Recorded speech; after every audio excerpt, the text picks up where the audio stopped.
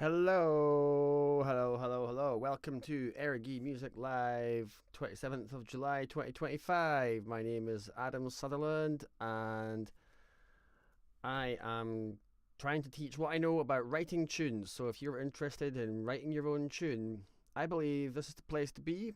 I've been writing tunes for over 30 years. I'm very lucky that other people have recorded my tunes and I just love it, and I think that in today's world, that there is a certain number of people, a non-zero number of people, who actually could have just a much more pleasurable experience living their lives on this planet, were they to include writing their own tunes as part of their diet of things to do. So yeah, this is what I do. I do it live most Sundays, and I'm going to get started. First of all, we have a comment from Andrina. Hey, Andrina, nice to see you. You've just back from a fabulous Laura Wilkie concert at Under Canvas and listening to me on the drive home. Well, you just stay safe on the road. Laura Wilkie, of course, is a fantastic tune writer herself and fiddle player, also from the Highlands of Scotland. Okay, straight into what I'm going to be hoping is going to be transformational for you this week in regards to your writing, and that is possibly my favourite time signature of all.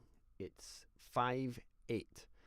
Now, if you're not familiar with 5/8 and you play traditional music, then you will be perhaps amongst many, because in the traditional music tradition, nice, of Scotland, we do not have a tradition of tunes in 5/8. Other parts of the world, 5/8 is very common. Not in Scotland or Ireland. However, it does exist. It's making its way in. And I became fascinated by 5/8, first of all, by getting interested in 7/8. And I'll probably do a video on that beautiful time signature another time. I discovered 7/8 by listening to the wonderful Mike McGoldrick band playing a tune of his called Waterman's in 7/8. And I just didn't understand what the heck was going on. It's like, is it a reel? Is it a jig? I don't know. And then I fell in love with 7/8, and I just didn't really think about anything else for weeks until suddenly one day it all kind of made sense. And as happens with all of us who are continuously learning things, it's hard, it's difficult, and then suddenly, eventually, if you just keep at it, you make little breakthroughs. And my breakthrough with 7/8 is going to help us with 5/8, and it's just this simple realization, which is that you're not counting to 7 each bar. You're just dividing whatever the rhythm is into small chunks of either 3 or 2. And you don't have to be a maths genius to know that 3 plus 2 plus 2 equals 7. And you have to be even less of a maths genius than that to know that 3 plus 2 equals 5. So 5/8 again is today's focus. 3 plus 2 equals 5, but also 2 plus 3 equals 5. Why did I say that? Because those are the only two combinations of 3s and 2s that you can get in 5/8. It's either going to be a bar which has a 3, or a bar that 3 then 2, or a bar that's 2 then 3. Unless I'm missing something. Again, this is just my own discoveries, my own research. I always particularly like it, actually, when people disagree with me, or maybe slightly disagree. That's great. So, why is it that 5/8 is going to help you? Why should you try 5/8? Why should you care? I believe it's incumbent on me at this stage to make the case. First of all, it's such an unyieldingly, uncompromising time signature that it's like almost as soon as you decide that you're going to make your tune in 5/8, you've already got a strong feel. And it's a great thing to do. It's just to pick a rhythm. You can do this with all sorts of different types of tunes. Pick a rhythm, first of all. Pick a groove. Pick something rhythmic. And just kind of attach experimentally lots of different notes to it. I'm going to just start playing something. So what does a 5/8 rhythm sound like? So let's just go for 3 then 2. So I'm going to just play you a wee phrase which is just 3s and 2s. 1 2 3 1 2. That's it. 1 2 3 1 2 1 2 3 1 2. And I tend to find it easier for me if I kind of think of each time there's a 1 that's a bigger note. 1 2 3 1 2 1 2 3 1 2. And that's what really gives you the feel. So here, enough chat.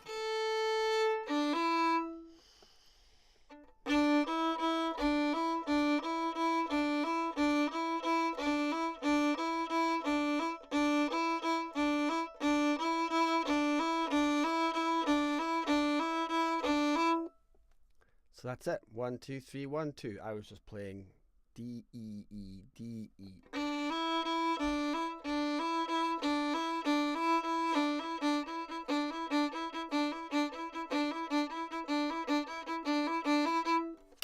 It's awesome.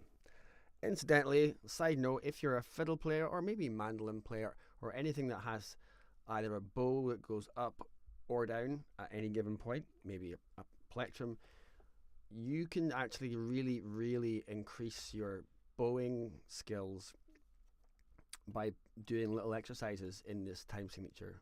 Why does that help? Because it's an odd number. It means that if you start with no slurs, if you just start playing a phrase and loop it, then first of all you will be starting on a down bow, and because it's an odd number, next time you'll be starting on an up bow. For those who don't know, fiddle players quite often are down bow heavy. They're more confident and more strong with down bows, but you don't want to be just that way. You want to be able to have a strong up bow as well. So like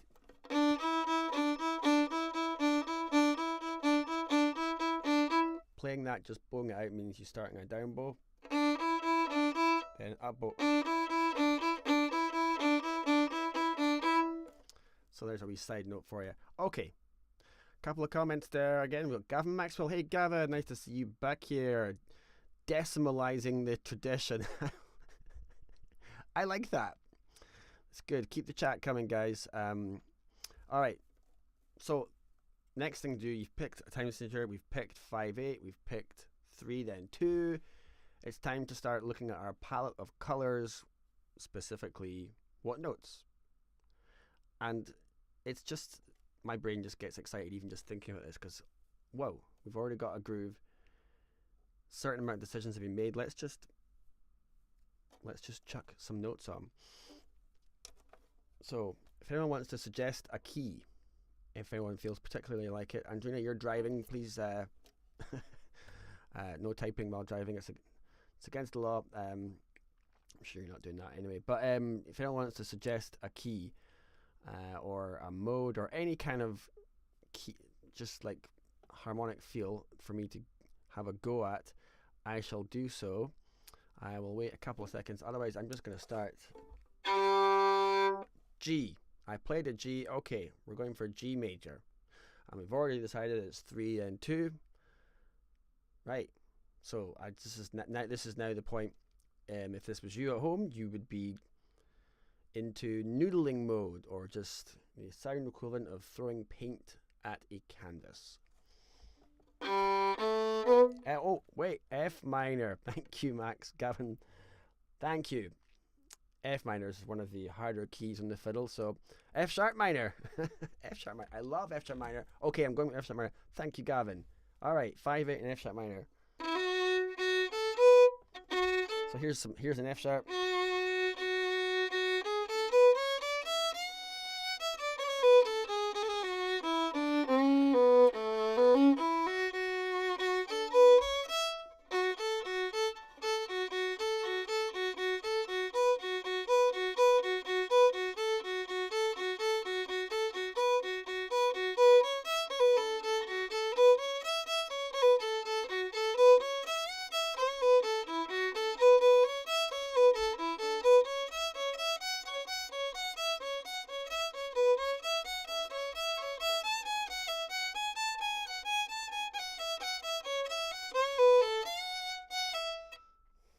Oh, I switched to 2 then 3.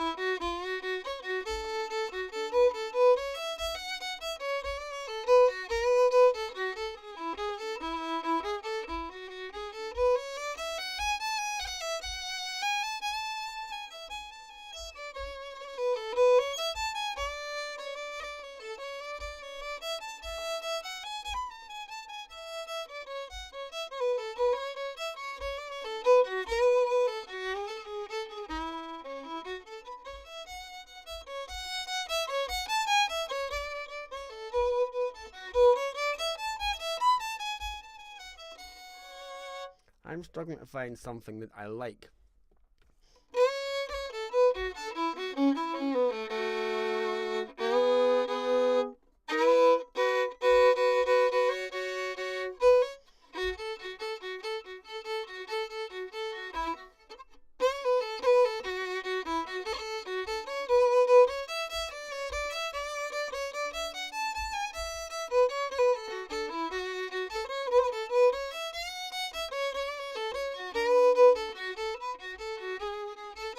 No, I don't like that.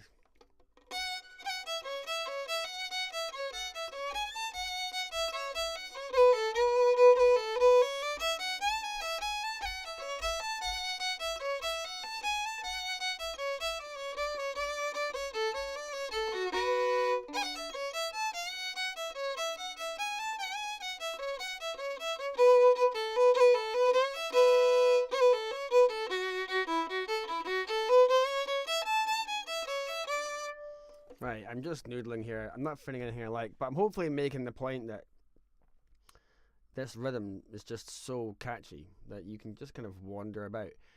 If you're feeling like not too confident and just like wandering about in 5/8 at that speed, make it easy for yourself.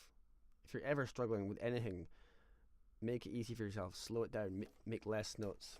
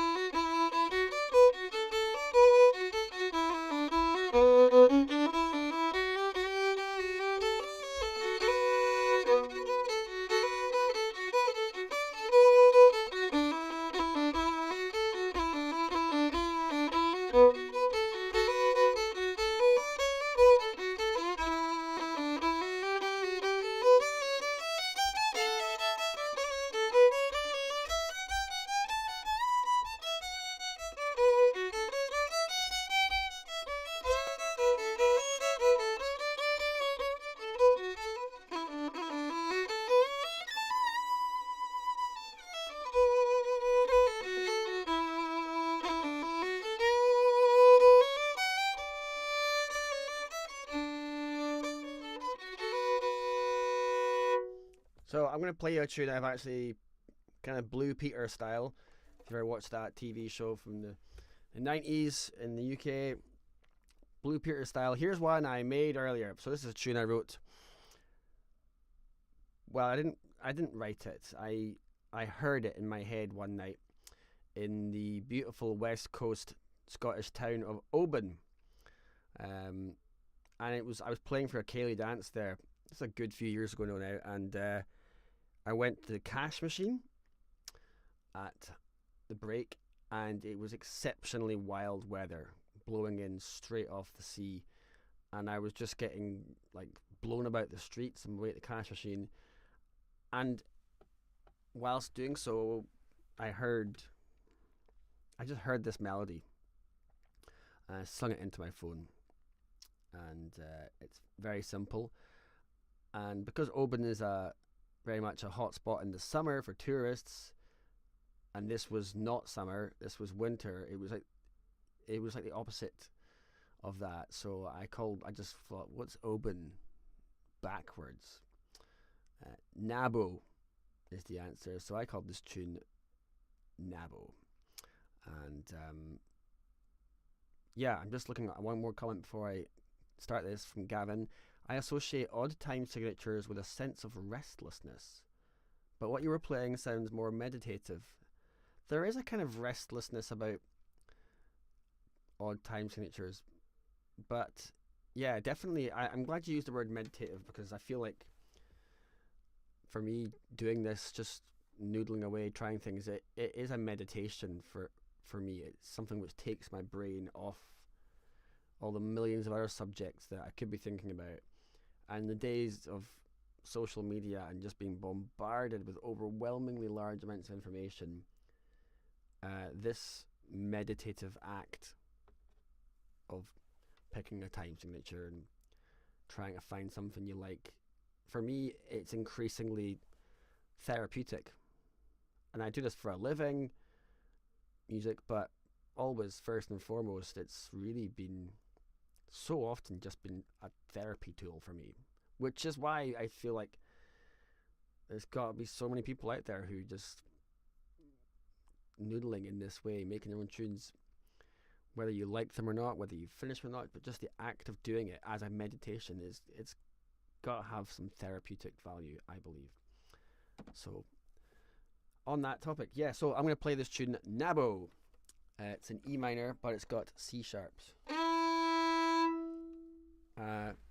Yeah.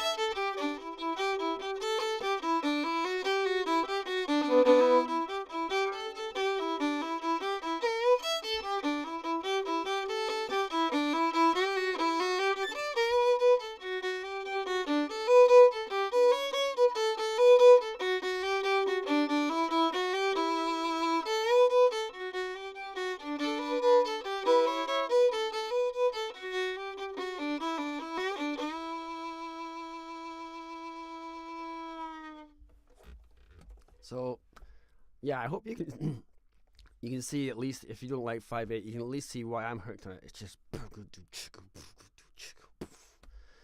so yeah, like I mentioned before, there isn't like a massive tradition or really any tradition of 5/8 in Scottish music yet. I have this thought that maybe, imagine like it's the year 2700 AD, and actually 5/8 have made it into Scottish traditional music now for hundreds of years, and there's folks saying, I'm going to play you some traditional 5/8 from the west coast of Scotland, where there's a hundreds of years old tradition of playing 5/8. No one knows where it started. Rumours say it started in a shed somewhere. Anyway, that's my little fantasy. It's good to live in a kind of imaginative world. But maybe you watching this, maybe you might find the love for this time signature. Cheers, Gavin. Appreciate that. Keep it simple. If you're going to write something in a weird time signature, try and make it just really simple. I think that's kind of what my subconscious was doing there.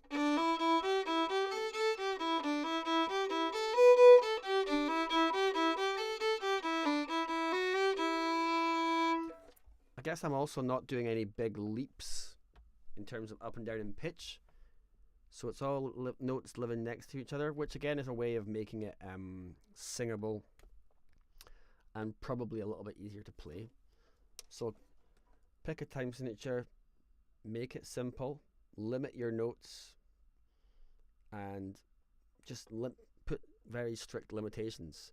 And maybe again, you don't have to think about writing an entire tune. You maybe just need to find one little tune seed that you like. A tune seed just being.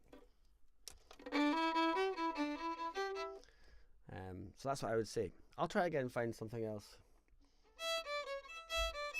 I'm going to swap it around though. I'm going to go for 2, then 3. 1, 2, 1, 2, 3. 1, 2, 1, 2, 3. And just a reminder that the ones are the most important. 1, 2, 1, 2, 3. 1, 2, 1, 2, 3. Bap, bap, beep, bap.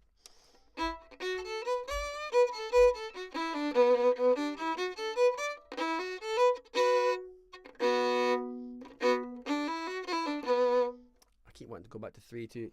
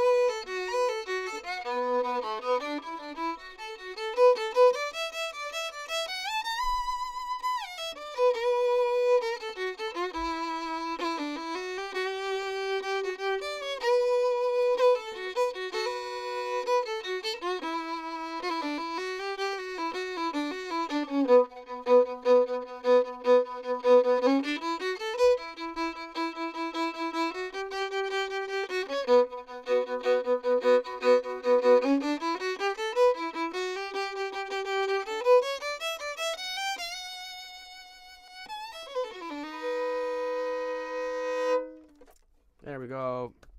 Just trying a few more things there.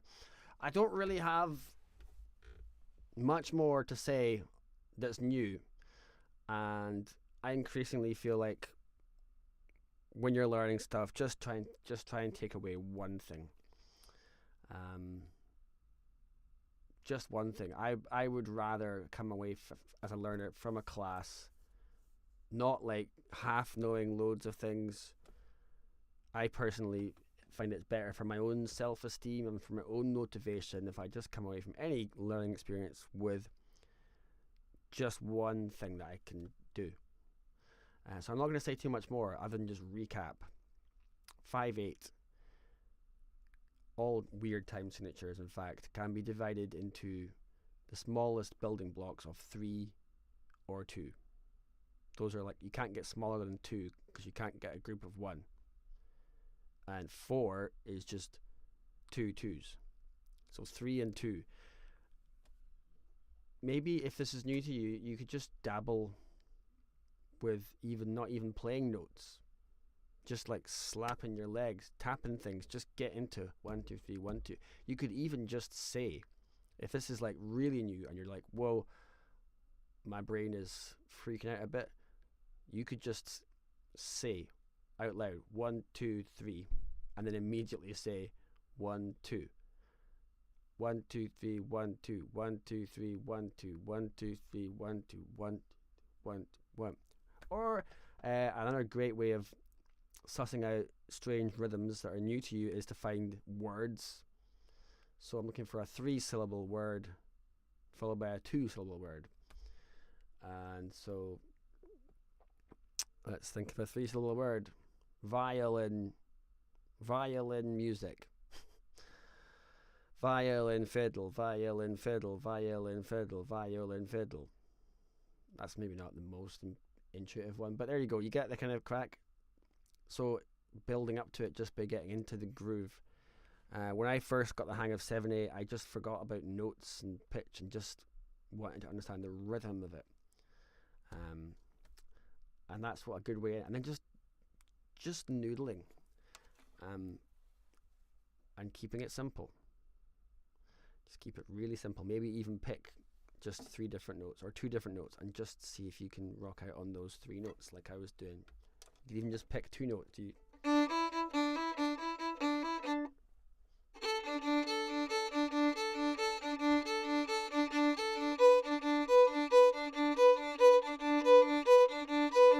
And start changing it a little bit, but just ease into it. And again, if it's like, whoa, this is too fast, slow it down.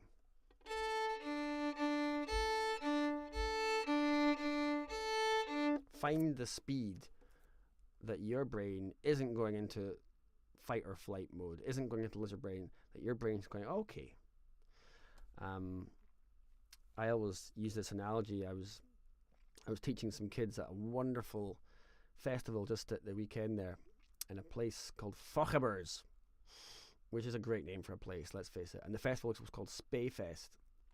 I was playing there and teaching. I was playing there with a band that I've been in for more than half my life now, called Session A9, and I love actually playing with that band. I love all the guys in the band, and yesterday was a great atmosphere. We did a sound check in the afternoon in the tent, and members of the public were able to kind of poke their heads in and watch a sound check, and it was like the band were already so psyched for the gig that we absolutely just tore into it, playing wise, attitude wise, music wise, at the sound check, and it felt really exciting. I could see people kind of going, whoa, it's a bit of a vibe. It was just, and then the gig was just so much fun, and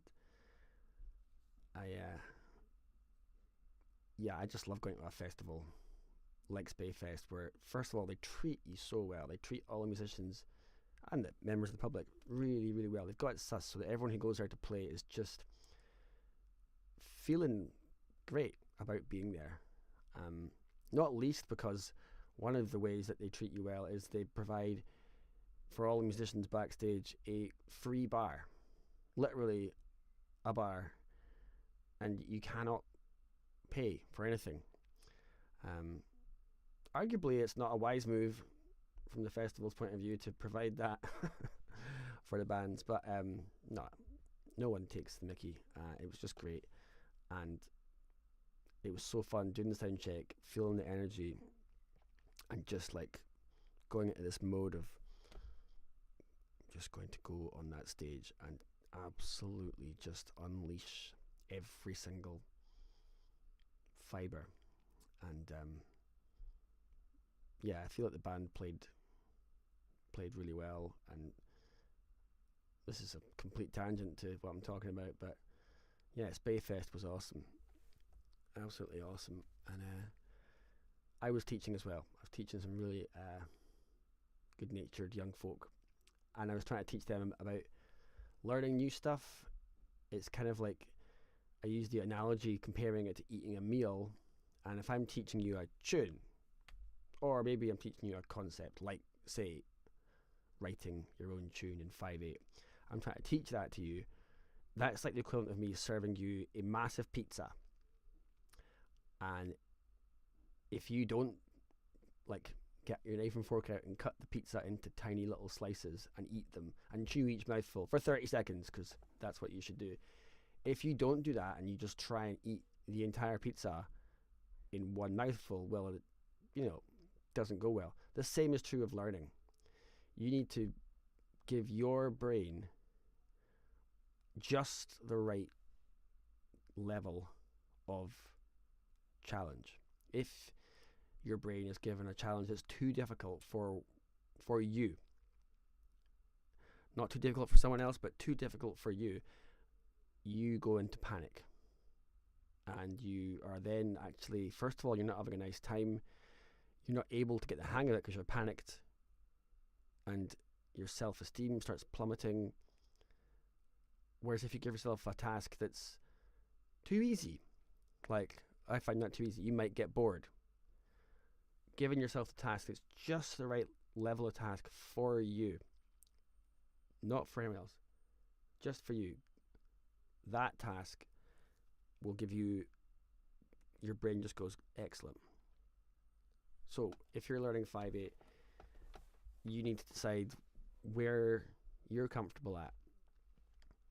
If you're the kind of person who compares yourself to other people a lot and find it hard to not do that, that can be not working in your favor when you're learning in a group situation, because you may feel that the tempo that you're learning at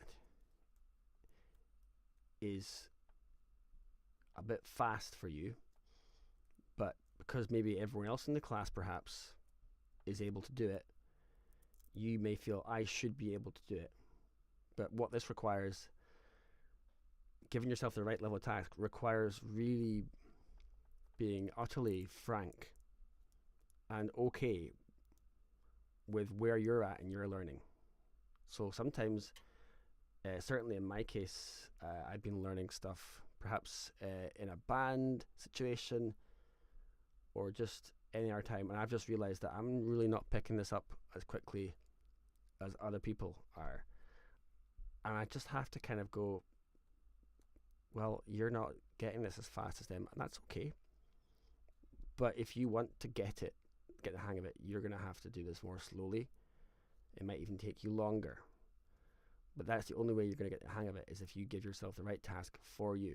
And that means admitting that you're not getting something so fast. That's okay. It's almost like a kind of emotional intelligence thing. The first step to getting better is being completely okay with the fact that you can't do it, and being calm about that. I can't do that. That's okay. So what can I do? 5/8, too fast. Okay, slow it down. Slow it down. Maybe just count to 3. 1, 2, 3. Can I do that? Okay, I think I can count to 3. Okay. Can I count to 3, then count to 2? 1, 2, 3, 1, 2.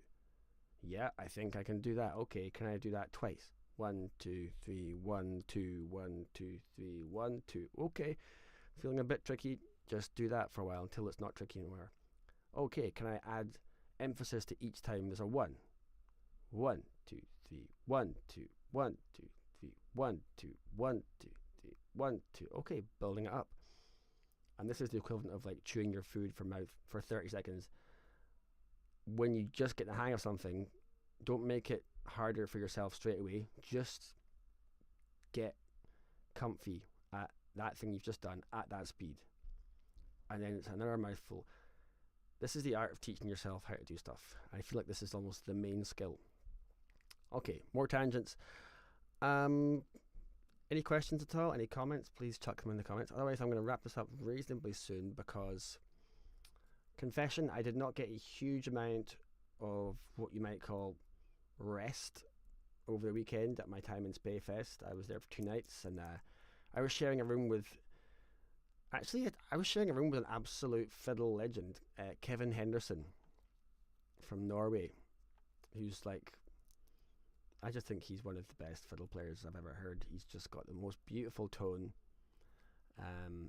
He also writes incredibly beautiful tunes. He's just, yeah, he's up there. I was sharing a room with him, and there may have been some partying. Yeah, so I'm a little bit tired, but I hope this has been not too waffly. Oh, some nice comments there. Hey, Dream Angus. Hey, Gavin. Thank you very much. Yeah, so, yeah, I just, happy noodling. Give yourself the right level of task. Don't put pressure on yourself to immediately master something. Just listen to where you're at and do it. That's the best way to get the hang of anything, is to be just doing it. You know, spend some time doing it. Obviously, you all have different lives, and everyone's got responsibilities and things asking for their time, you know, but try it. I'd love to help if anyone, like, is stuck or whatever. So if you're in my Patreon community, you can chuck some questions into the Discord chat, and maybe I can have a listen to how you're getting on and help out with that. Yeah. Okay, cool. Well, I'll just probably call it a day there. 5/8. Glorious time signature. Soon to be part of the tradition of the music of Scotland. Alright, so from me, Adam Sutherland, here from a shed somewhere in Scotland, broadcasting all I can think of to help you with your tune writing, I'm going to say a very, very good night, and thank you for those who were watching. Thank you for those who were commenting. You don't have to comment, it's all good. I appreciate the support, and I will see you possibly not next Sunday. I think I might not be able to do next Sunday. I think I'm going to be driving, so I will put a wee post up on my social media. Yeah, you can follow me on Facebook, by the way, if you're not already. I do little updates. Instagram, Facebook, occasionally old TikTok. I try to do updates about when I'm not going to be able to do this for whatever reason, but I think maybe next week I'm not going to be here. Anyway, yeah, great. Have fun in 5/8. Experiment, make mistakes. Alright, bye for now.